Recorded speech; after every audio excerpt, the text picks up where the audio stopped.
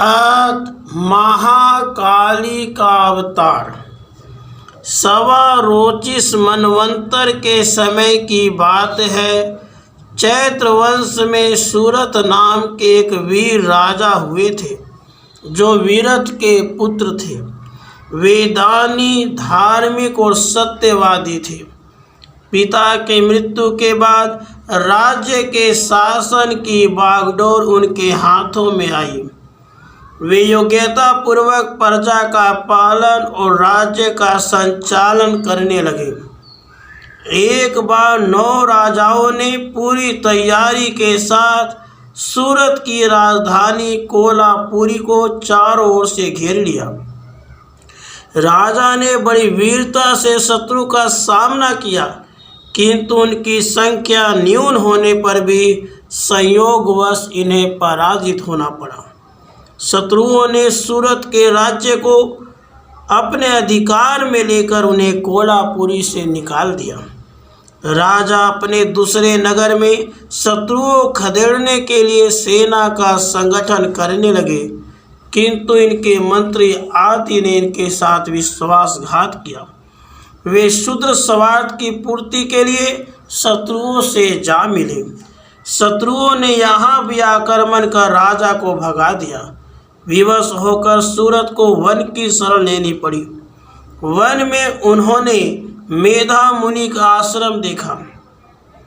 मुनि के तप के प्रभाव से वहाँ के हिंसक जीव अपनी हिंसा वृत्ति को छोड़कर परस्पर भाईचारे के भाव से रहते थे। मुनि के सुशासित शिष्य आश्रम की शोभा में चाल लगा रहे थे।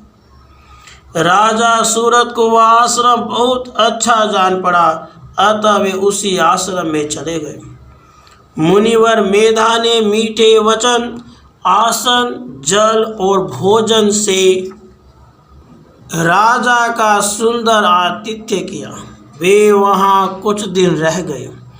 एक दिन वे अपने दुर्भाग्य पर दुखी हो चिंता कर रहे थे। उस समय वे मोह से आविष्ट होकर बहुत दुखी हो रहे थे। ठीक उसी समय उनके पास समाधि नामक एक वैश्य पहुंचा, जो बहुत उदास था। राजा ने उससे पूछा, भाई तुम कौन हो? बहुत ही दुखी दिखाई देते हो, अपने दुख का कारण तो बताओ। वैश्य ने कहा, राजन, मैं धनाढ्य कुल में उत्पन्न समाधि नामक वैश्य हूँ। अपने ही पुत्रों, स्त्री आदि ने धन के लोभ से मुझे घर से निकाल दिया है। विवश होकर मैं यहाँ चला आया हूँ, किंतु यहाँ आने पर भी पुत्र आदि का स्नेह मुझे पीड़ित कर रहा है। सोचता हूँ वे किस तरह रहते होंगे। इच्छा होती है कोई कह देता कि वे सब सकुशल हैं। उनका कुशल समाचार न पाने से मुझे रुलाई आ रही है। राजा ने पूछा, जिन लोगों ने शत्रुता का व्यवहार किया, धन छीन लिया और घर से बाहर निकाल दिया, उनके प्रति तुम्हारा इतना स्नेह क्यों हो रहा है? वैश्य ने उत्तर दिया, आपके इस प्रश्न का उत्तर मेरे पास नहीं है। आपका कहना यथार्थ है। मेरे प्रति शत्रुता कर रहे हैं, उनके प्रति मुझे स्नेह नहीं करना चाहिए। उनकी आसक्ति त्याग कर भगवान की ओर लगना चाहिए, किंतु उल्टे मेरा चित्त उधर ही लगा हुआ है। इसका क्या कारण है मैं नहीं जानता। साथ यह भी जानने की इच्छा है, उधर से मेरा मन किस प्रकार हट जाए, इसके लिए मैं क्या करूं? इस प्रश्न का उत्तर न राजा के पास था न वैश्य के पास, अतः दोनों मुनि के समीप उपस्थित हुए। दोनों की समस्या एक ही थी। दोनों स्वजनों द्वारा उपेक्षित थे, फिर भी दोनों उन्हीं की ममता से दुख पा रहे थे। मुनि ने कहा, भगवान विष्णु की योग निद्रा रूपी जो महामाया है, उन्हीं के द्वारा यह सारा संसार मोहित हो रहा है। विज्ञानियों के चित्त को भी बलपूर्वक खींचकर मुँह में डाल दिया करती हैं, किंतु विद्या रूप से वे ही मुक्ति भी प्रदान करती हैं। उनकी शरण में जाने से ही मोह से छुटकारा मिल सकता है। राजा ने पूछा, ये महामाया कौन है, उनका आविर्भाव कैसे हुआ, उनके चरित्र कौन कौन हैं। मुनि बोले, प्रलय का समय था, एकानव के जल में सब कुछ डूबा हुआ था। शेष शैया पर भगवान विष्णु योग निद्रा का आश्रय लेकर शयन कर रहे थे। उस समय उनके कानों के मैल से मधु और कैटभ नाम के दो असुर उत्पन्न हुए। वे दोनों ब्रह्मा जी को मारने के लिए तैयार हो गए। ब्रह्मा जी ने देखा भगवान तो सो रहे हैं, मुझे बचाए कौन। वे झट उस शक्ति की स्तुति करने लगे जो विष्णु भगवान को सुला रही थी। उन्होंने माता शक्ति से विष्णु भगवान को जगाने और असुरों को मोहित करने के लिए प्रार्थना की। ब्रह्मा जी के स्तुति से प्रसन्न होकर महामाया प्रकट हो गई। ये ही महामाया महाकाली नाम से प्रसिद्ध है। ये भगवान विष्णु की योग निद्रा हैं। ये तमोगुण के अधिष्ठात्री देवी है।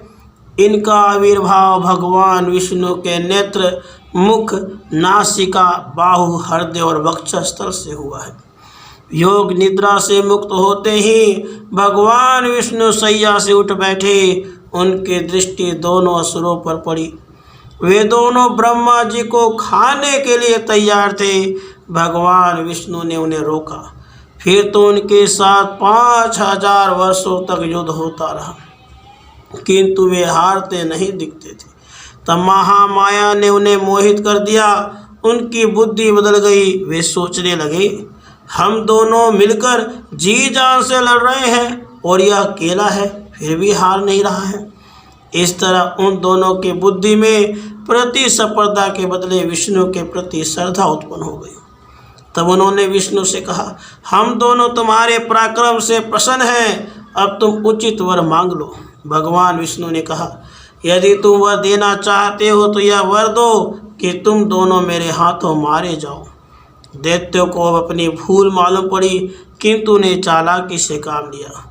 उन्होंने देखा कि यहाँ कहीं स्थल तो है नहीं, सब जगह पानी ही पानी, अतः कहा, तुम हमें ऐसी जगह पे मारो जहाँ जल न हो। उन्होंने सोचा था यहाँ कहीं पृथ्वी है ही नहीं है, मारेंगे कैसे, तब तक इन्हें हम दोनों ही दबोच लेंगे। भगवती महामाया शक्ति तो श्रद्धा के साथ बुद्धि रूप में भी स्थित है। वे भगवान विष्णु के बुद्धि में स्थित हो गई, जिससे उन्होंने उन्हें अपने विशाल जांघों पर पटककर उनके मस्तक काट गिराई। जांघें तो जल नहीं थी। इस तरह ब्रह्मा जी की स्तुति से संतुष्ट हुई महाकाली, जो तमोगुण के अधिष्ठात्री देवी योग निद्रा रूपा है, प्रकट हुई थी। राधे कृष्ण, राधे कृष्ण।